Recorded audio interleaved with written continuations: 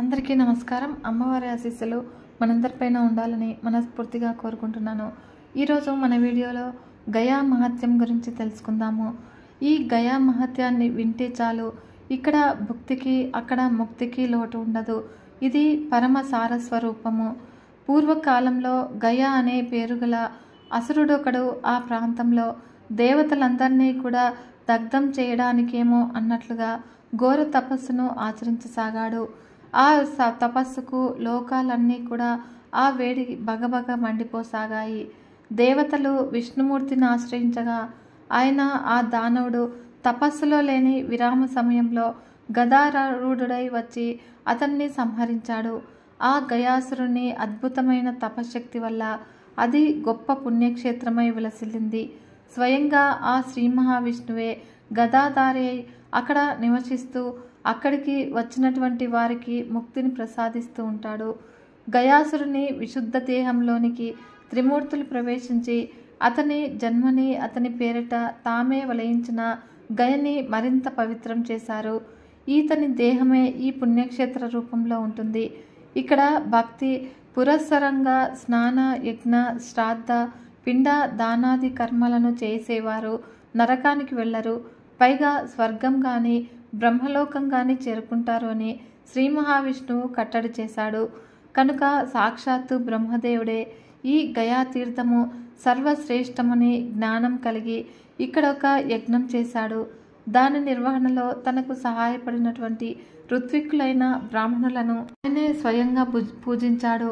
అంతేకాకుండా ఈ క్షేత్ర సందర్శకుల అవసరాలను తీర్చడానికి ఇక్కడ రసవతి అను తీయటి తేనె నీటిని ప్రసాదించే నదిని, లోతు దొరకని నూతిని, మరిన్ని జలాశయాలను, భక్ష భోజ్య ఫలాదులనిచ్చే ప్రకృతిని, మరొక కామధేనుని సృష్టించారు. చివరగా తనచే పూజింపబడిన విద్వత్ బ్రాహ్మణులకు 5 క్రోసుల వైశాల్యంలో వ్యాపించి ఉన్న ఈ క్షేత్రాన్ని దానం చేసి వెళ్ళాడు. ఇక 5 క్రోసులు అంటే నేటి లెక్కలో 15 కిలోమీటర్లు. కానీ ఆ బ్రాహ్మణులు ఆశ్రమగా వచ్చిన ధనాదుల వల్ల బద్ధకస్తులైపోయి కర్మలను తగ్గించారు. అప్పుడు బ్రహ్మకు కోపం వచ్చి ఇలా శపించాడు: ఓ బ్రాహ్మణులారా, మీరు మీ కర్తవ్యాన్ని మరిచారు కాబట్టి ఇకపై ఇక్కడ కామధేను ఉండదు.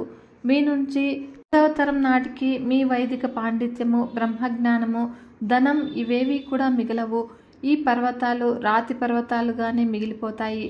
భక్ష భోజ్య ఫలాదుకాలు కాకుండా పోతాయి అని శపించడంతో బ్రాహ్మణులు పశ్చాత్తాప్తులై వేడుకోగా ఈ క్షేత్రంతో పాటు మీరు అభివృద్ధి చెందుతారు. ఇక్కడి కర్మల వల్ల కర్తలకు మీకు కూడా శ్రద్ధాభక్తులు ప్రాతిపదికగా బ్రహ్మలోకం ప్రాప్తిస్తుంది. ఇక ఈ క్షేత్రము ముక్తి సాధనం అవుతుంది అని దీవించాడు. ఈ విధంగా సముద్రం నుంచి చిన్న చిలమ దాకా అన్ని తీర్థాలు కూడా అదృశ్య రూపంలో వచ్చి ఈ గయా క్షేత్రంలో స్నానం చేసి వెళతాయి. ఇక్కడ శ్రాద్ధ కర్మలను ఆచరించే వారికి బ్రహ్మహత్య, సురాపానము, స్వర్ణచౌర్యము, గురుపత్ని గమనము, పాపాత్మ సాంగత్యం వంటి మహాపాతకాలన్నీ కూడా నశిస్తాయి. మృత్యు తర్వాతి సంస్కారాలు సమంగా జరగని వారికి కూడా, పాముకాటు వలన మరణించిన వారికి, పశు చోరాదుల ద్వారా బలవన్మరణం చెందిన వారికి సామాన్యంగానైతే ఉత్తమగతులుండవు.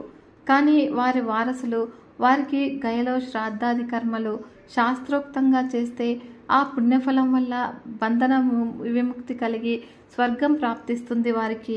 గయలో పిండ ప్రదానం ద్వారా కలిగే సత్ఫలితాలు 100 కోట్ల సంవత్సరాలు చెప్పినా కూడా తరగవు.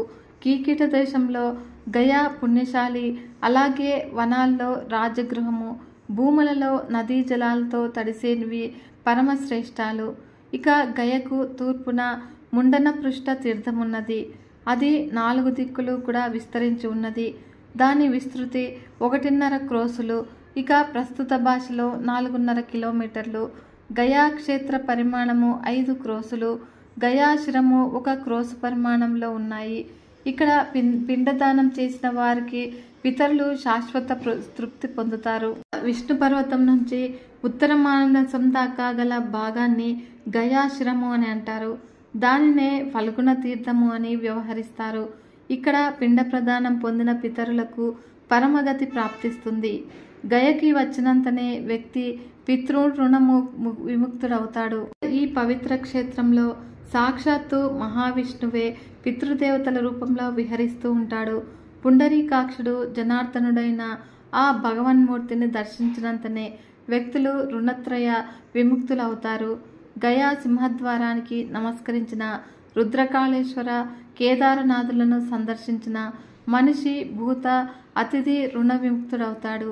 కనుక అక్కడ పితామహుడైన బ్రహ్మని దర్శిస్తే పాప విముక్తి, ప్రపితామహునికి దర్శిస్తే అనామయ లోక ప్రాప్తి కలుగుతాయి.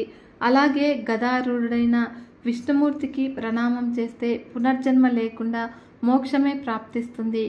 అక్కడి మౌనాతిథ్య కనకార్క మహాత్ములను దర్శించి బ్రహ్మను పూజించిన వారికి బ్రహ్మలోకం ప్రాప్తిస్తుంది.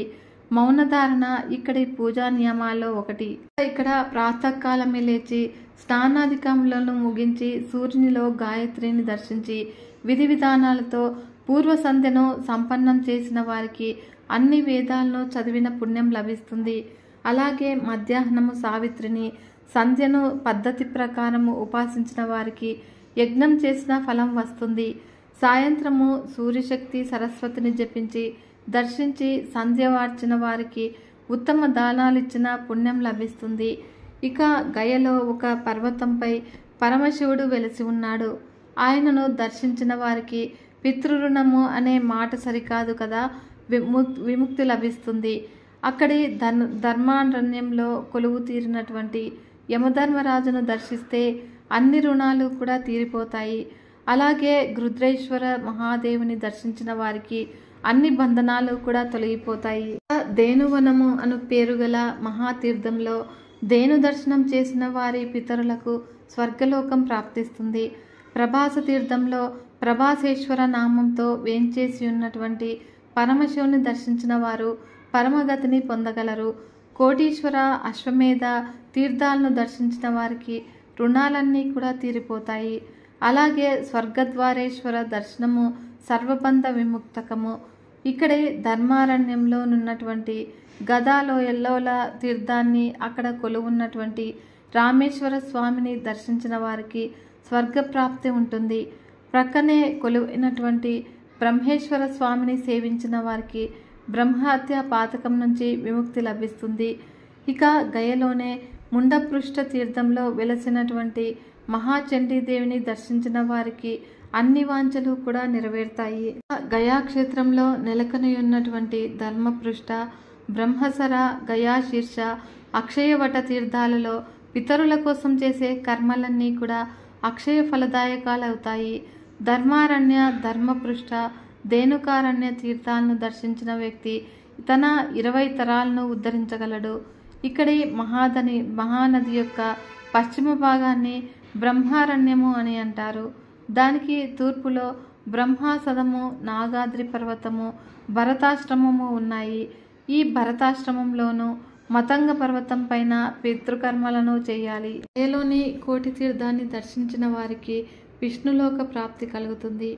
ఆ క్షేత్రంలోనే ముల్లోకాలలోనూ పేరున్నటువంటి వైతరణి అను నది కలదు.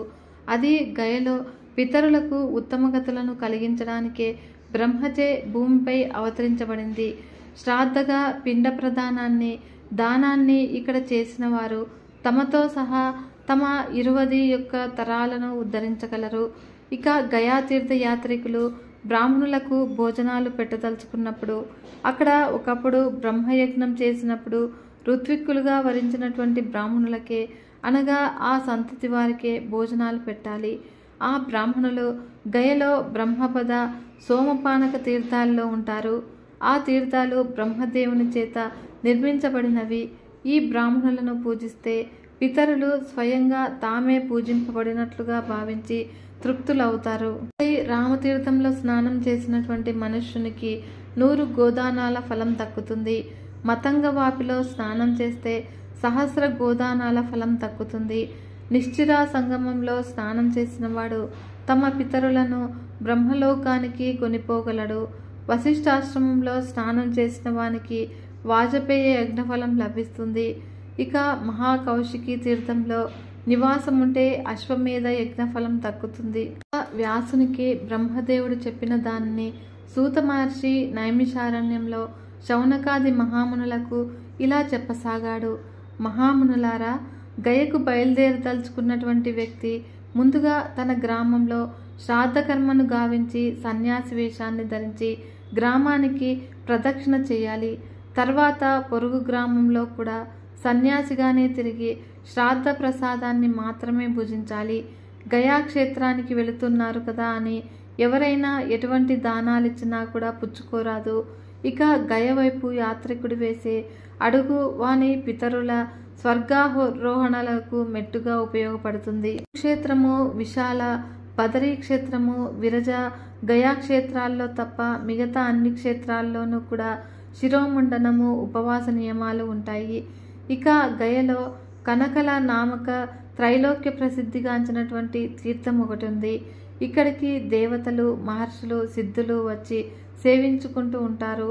మనసులో కానీ స్వీయ జీవిత చరిత్రలో కానీ పాపమున్నవారు ఇక్కడ ఉండలేరు.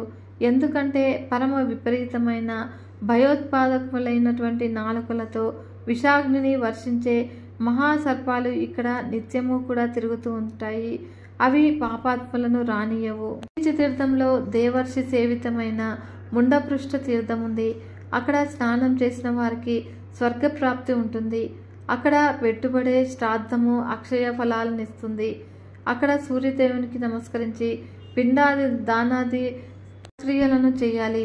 మన పితృగణాలు కవ్యవాహన, సోమ, యమ, అరమ్య, అగ్నిశాత్వ, బహిర్షత్, సోమ నామధేయులు శ్రాద్ధం ఏ పేరిట పెట్టినా కూడా ఈ దేవతలందరినీ కూడా పేరు పేరున ఇలా ప్రార్థించాలి. ఇలా ప్రార్థించి ఫల్గుణ తీర్థంలో పిండ పెట్టి పితామహుడైన బ్రహ్మదేవుని, గదారూఢుడైనటువంటి మహావిష్ణువుని దర్శించిన వానికి పితృరుణము పూర్తిగా తీరుతుంది. అలా చేసినటువంటి వ్యక్తి తర్వాత ఫల్గుణ తీర్థంలో మరలా స్నానం చేసి గదాధరుని దర్శనం చేసుకుంటే అతడు ఉద్ధరింపబడుటే కాక తన తండ్రితో సహా పై 10 తరాల వారిని కూడా సముద్ధరించగలుగుతారు. తన తరువాతి 10 తరాల వారికి కూడా ఉద్ధరించగలడు. ఇక భక్తుడు సంప్రదాయ విధేయుడైన మహావ్యక్తి ఈ గయాక్షేత్రాన్ని చేరుకున్నాక మొదటి రోజే చేయవలసినది పైన చెప్పబడింది. రెండవ రోజు ధర్మారణ్యం చేరుకొని అక్కడి మతంగ వాపిలో శ్రాద్ధ కర్మము పిండ ప్రదానం చేయాలి. ధర్మారణ్యంలోకి వెళ్ళడం వల్ల మనుష్యునికి వాజపేయ యజ్ఞ ఫలము, ఆ తర్వాత బ్రహ్మతీర్థం వెళ్ళడం వల్ల రాజసూయ, అశ్వమేధ యజ్ఞాల ఫలాలు కూడా దక్కుతాయి. తర్వాత కూప, యూప నామక తీర్థాల మధ్య శ్రాద్ధ పిండోదక కృత్యాలను గావించి ఉపోదకం ద్వారా చేసే శ్రాద్ధాది కార్యాలకు అక్షయ ఫలాలు లభిస్తాయి. ఇక మూడవ రోజు బ్రహ్మసద తీర్థానికి పోయి అక్కడ స్నానం చేసి తర్పణాలిచ్చి వెంటనే యూప, కూప తీర్థాల మధ్య శ్రాద్ధాన్ని, పిండ ప్రదానాన్ని చేయాలి. తర్వాత గోప్రచార తీర్థానికి పోవాలి. అక్కడ బ్రహ్మచేత కల్పించబడినటువంటి బ్రహ్మలు ఉంటారు. వారిని పూజించి సేవించినంత మాత్రాన ఆ మనుష్యుని పితృజనులు మోక్షాన్ని పొందుతారు. యూపతీర్థానికి భక్తిగా ప్రదక్షిణ చేస్తే వాజపేయ యజ్ఞఫలం సిద్ధిస్తుంది. మొత్తం కార్యక్రమాన్ని వేరే ఆలోచన లేకుండా భక్తి శ్రద్ధలతో గావించిన వారి 100 తరాలు ఉద్ధరింపబడతాయి. ఒక కథ గురించి తెలుసుకుందాము. ఒక రోజున గయా క్షేత్రానికి దగ్గరలో విశాలుడు అనే వణిజునికి ఒక ప్రేతం కనిపించి, ఓ వణిజుడా, నీవు గయా శీర్ష తీర్థంలో నా పేరిట పిండదానాన్ని చేసిపెట్టు. నేను ఈ ప్రేత యోని నుంచి విముక్తుడనవుతాను. ఈ పుణ్యానికి ఫలంగా నీకు స్వర్గం ప్రాప్తిస్తుంది అని చెప్పగా అతడు అలాగే చేశాడు. ఆ తర్వాత విశాలుడు తన తమ్ములతో కలిసి గయ అంతా కూడా కలయ తిరిగి తన పితరులకు పిండ ప్రదానాలు చేయగా వారంతా కూడా ప్రేతంతో సహా ముక్తులైనారు.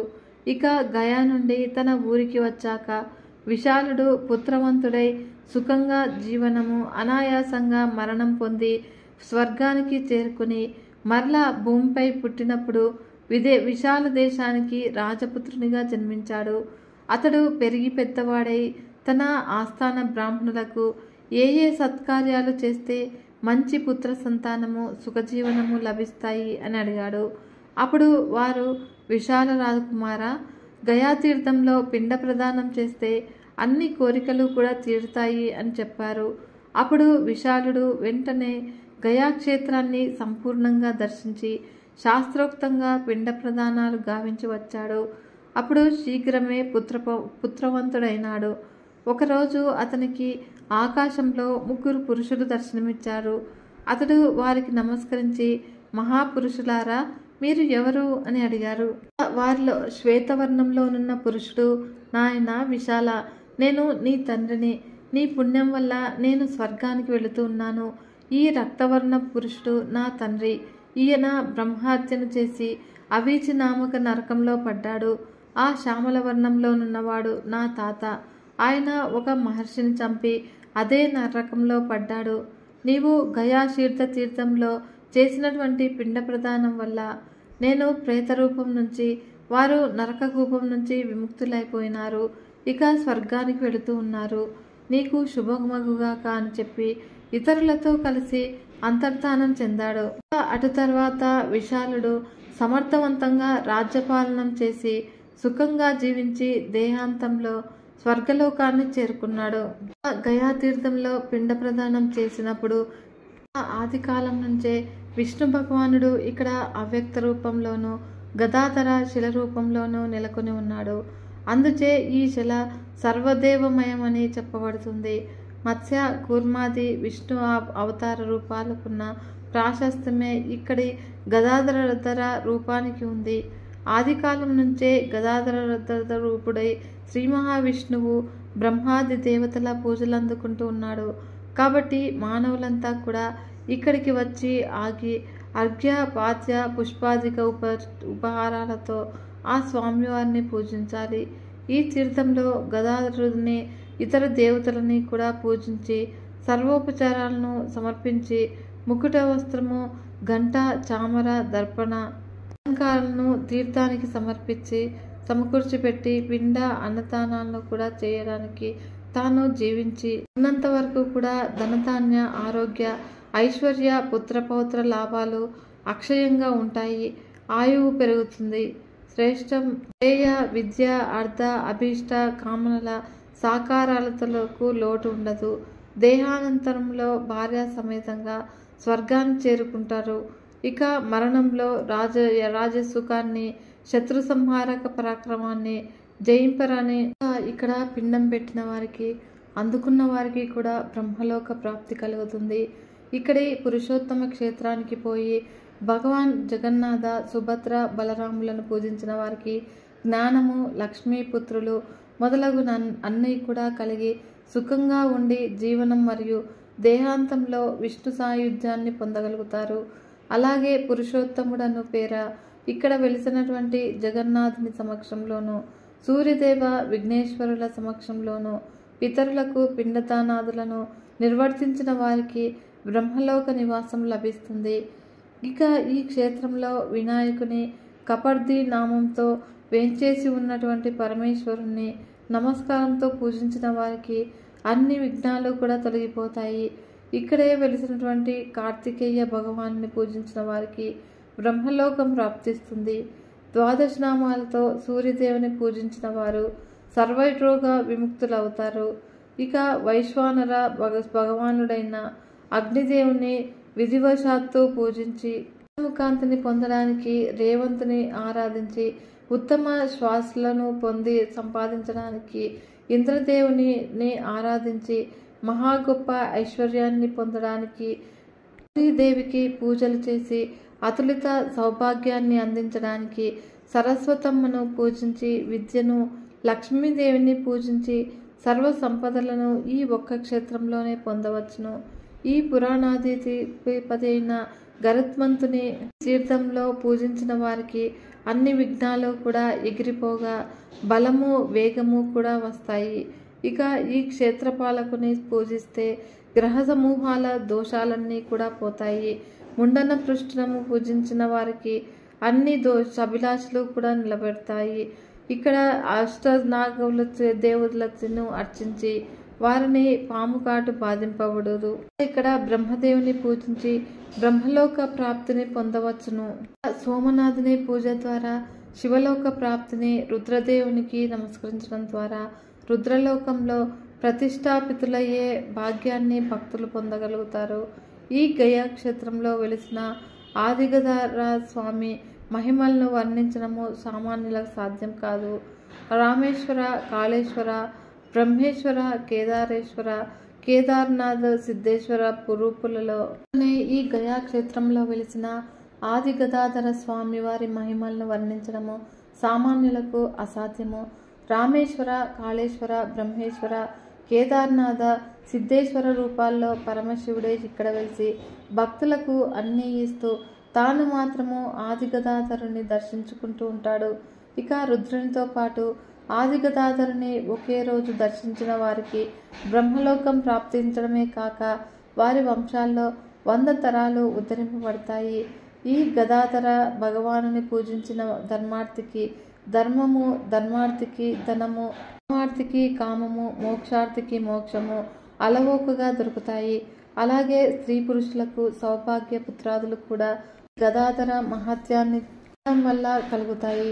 ఈ వీడియో కనుక మీకు నచ్చినట్లయితే చిన్న లైక్ చేసి మన ఛానల్ని ఇంతవరకు సబ్స్క్రైబ్ చేసుకోకుంటే సబ్స్క్రైబ్ చేసుకొని సపోర్ట్ ఇవ్వండి ఫ్రెండ్స్. మరొక మంచి వీడియోతో మీ ముందుకు వస్తాను. అంతవరకు సెలవు. నమస్కారం.